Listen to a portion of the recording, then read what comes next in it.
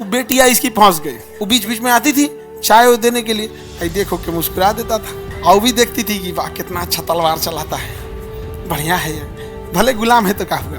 अब मोहम्मद गोरी तलवार निकाला, उसका मन किया कि काट दे किसको, लेकिन बेटी बीच में आ गई। खबरदार अब्बू, अब बेटियों को ही छोड़ दिया, कहा कि तुम लोग इस साम्राज्य संभालो। अब भारत पे कब्जा हो गया किसका, गुलाम वंश का। आई राजा सबको भी है कि भाई जब तुमको चाह रहे हो तो बेटिया को साइड रखो, साथ ही लेके घूमेगा तो क्या होगा। अब ये सब तलवार वलवार भाजते, लड़कियां सब भी ना देखती है तलवार वलवार भाज रहा, तो कहते कितना अच्छा है। यानी 12वीं सदी से जो गुलाम हुआ भारत, तो इसी के समय से, समझ में गया कि नहीं। केवल उसकी बेटियां नहीं फंसी रहती तो गौरी भी लूट के चल गया था। नालंदा विश्वविद्यालय में आग लगा, इस सब का कारण एक ही है।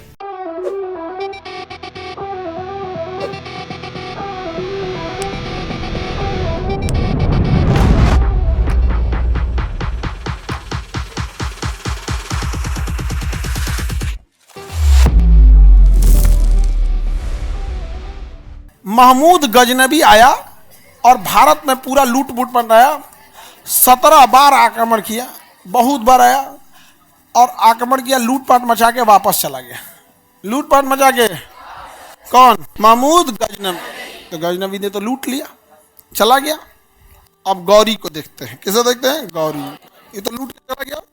गौरी आया, उसने भी भारत पर आक्रमण किया और यहाँ पर जयचंद को हराया, पृथ्वीराज चौहान से युद्ध किया और कब्जा कर लिया यहाँ पर। कहाँ पे, दिल्ली में। लेकिन दिक्कत क्या हुआ, मोहम्मद गौरी का एक गुलाम था, कुतुबुद्दीन ऐबक। मोहम्मद गौरी का गुलाम था, वो हमेशा उसके साथ रहता था कि सर ऐसे नहीं, यहाँ युद्ध करना, हथियार कम हो रहे हैं, खाना पीना कम हो गया, अगर दिल्ली पे चढ़ाई करेंगे तो ये राजा हमारा साथ देगा, ये राजा साथ नहीं देगा, नदी के इस ओर हमें अपनी छावनी डालनी है, इतने तोप रखने हैं, घुड़सवार कितने रहेंगे, ये सब कौन देखता था, कुतुबुद्दीन ऐबक। और कुतुबुद्दीन ऐबक ने ना मोहम्मद गौरी की बेटिया को फंसा लिया। वो बीच बीच में आती थी चाय देने के लिए, आई देखो के मुस्कुरा देता था, नहीं समझ आ गया। और भी देखती थी कि वाह कितना अच्छा तलवार चलाता है, बढ़िया है ये, भले गुलाम है तो क्या हुआ, फंस जाते हैं इसी से। वो बेटियां इसकी फंस गई, मोहम्मद गौरी की बेटी फंस गई किसे, कुतुबुद्दीन ऐबक। अब मोहम्मद गौरी तलवार निकाला, उसका मन किया कि काट दे किसको, ऐबक को, लेकिन बेटी बीच में आ गई। खबरदार अब्बू, याद कीजिए जयचंद और पृथ्वीराज चौहान के बीच में यही लड़ाई थी। अगर जयचंद अपनी बेटी का विवाह करा दिए होते पृथ्वीराज चौहान से तो आज उनका साम्राज्य बचा रहता। आज आपको भी मौका मिला है। अब मोहम्मद गौरी करे क्या, एकदम बिखिया के रह गया। कहा कि गांव ले जाएंगे तो बड़ी बेइज्जती होगा, तो कुतुबुद्दीन ऐबक को ही छोड़ दिया, अब बेटियों को ही छोड़ दिया। कहा कि तुम लोग इस साम्राज्य संभालो। और उस समय फोन, व्हाट्सअप, यूट्यूब था नहीं, अपने चल गया गौरी वापस। अब भारत पे कब्जा हो गया किसका, गुलाम वंश का। किसका, गुलाम वंश का कब्जा हुआ 12वीं सदी में, और यहां से कब्जा हुआ कब तक, 15वीं सदी तक, 300 सालों तक। कितने सालों तक। और इसी के साम्राज्य को खत्म किया बाबर, और बाबर रहा 18वीं सदी तक। यानी 12वीं सदी से जो गुलाम हुआ भारत, तो इसी के समय से, समझ में गया कि नहीं। केवल उसकी बेटियां नहीं फंसी रहती तो गौरी भी लूट के चल गया था, गौरी लूट के चल गया था। केवल यहां रह गया किसके चक्कर में, फंस गई ओकरा से। अब फंस गई है बेटी, अब राजा की बेटी है तो उसको कहीं ना कहीं साम्राज्य देगा ना। तो मोहम्मद गौरी कहा कि हम अफगानिस्तान में ना देंगे, यहाँ सब कहेगा सो तोर बेटी फंस गई लो गुलाम से, यहाँ ना दे तो हम, यहाँ कौन जान रहा है, जाओ तुम वहीं रहो। कुतुबुद्दीन ऐबक, समझ में आ गया कि नहीं आ गया, लड़की लोग को समझ में आ रहा है। ये कुतुबुद्दीन ऐबक के लव मैरिज के चक्कर में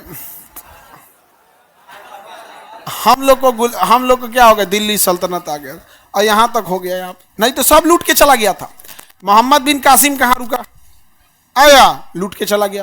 देखो लूट के चले जाने से इफेक्ट तो पड़ता है, लेकिन लूट के चले जाने और यहीं आके बस जाने में, जो यहाँ बस जाता है वो ज़्यादा इफेक्ट डाल देता है। लूट के चला गया केवल धन लूटेगा, आके बस गया तो राजनीति का समीकरण अलग करेगा, खान पान का अपना तरीका ले आएगा, धार्मिक संतुलन इधर से उधर करेगा, सब इधर कर दिया। केवल क्या करा चक्कर में, लाल पीला हरा के चक्कर।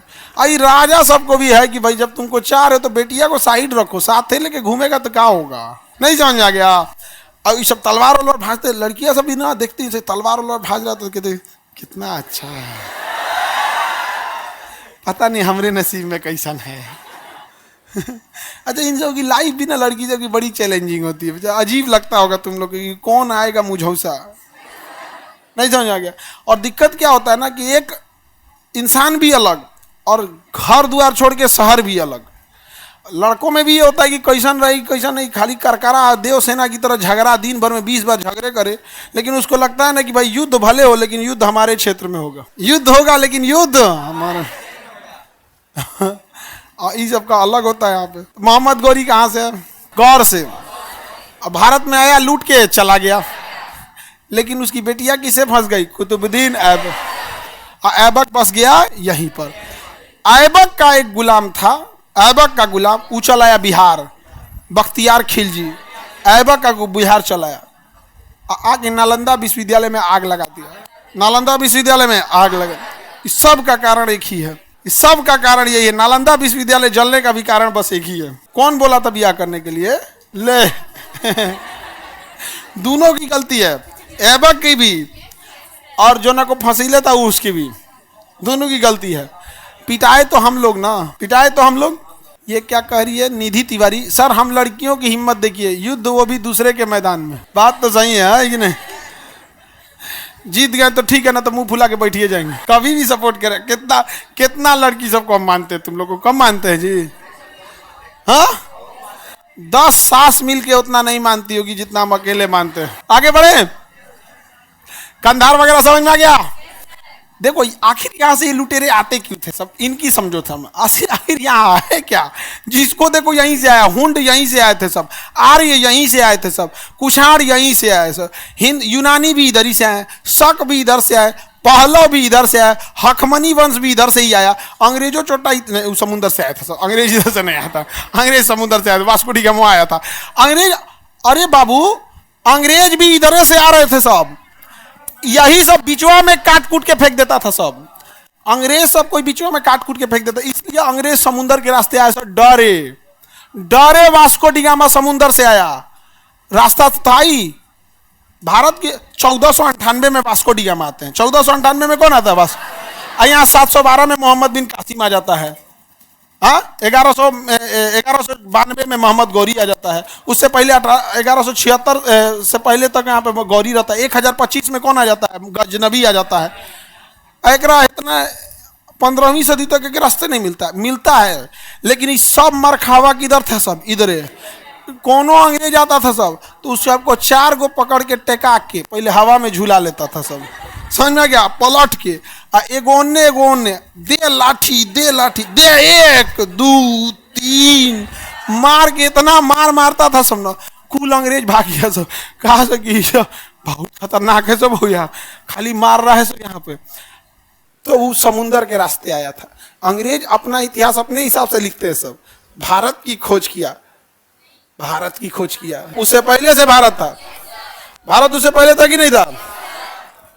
भारत की खोज किया। बोलो ना, डर लग रहा था इधर से आने में, डर लग रहा था। इधर मार के रद्द कर दिए थे। वास्को डी गामा गया इधर से समुद्र के रास्ते, कहा कि यहाँ का आदमी बहुत अच्छा है, हो वसुधैव कुटुंबकम, बढ़िया बढ़िया बात बतियाता है, यहाँ का आदमी बहुत अच्छा है, मसाला वसाला इन सब के पास ज्यादा है यहाँ पे।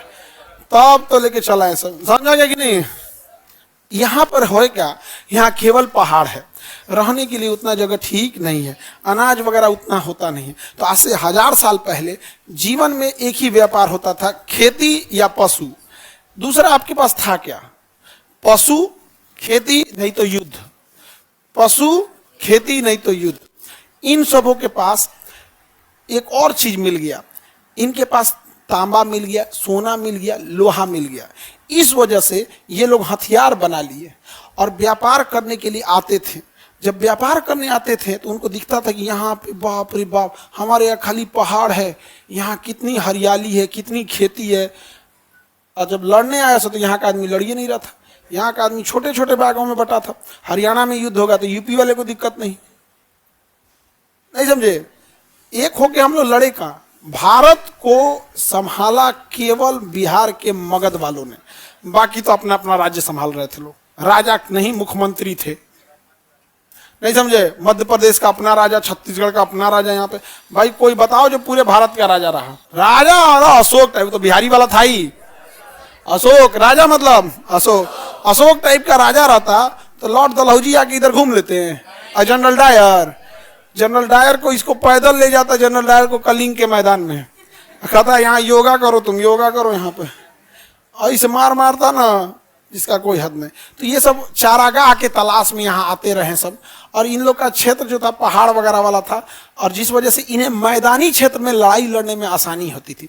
जो पहाड़ पे दौड़ लेता होगा उसको यूपी बिहार का समतल मैदान मिलेगा तो कितना तेज दौड़ेगा। तो इसलिए वो हिष्ट पुष्ट भी ज्यादा थे, और उनका खान पान भी अलग था। ड्राई फ्रूट, मांस मछली बहुत ज्यादा खाते थे। तो भोजन जैसे रहता है ना, उत्तेजना भी वैसे ही रहती है।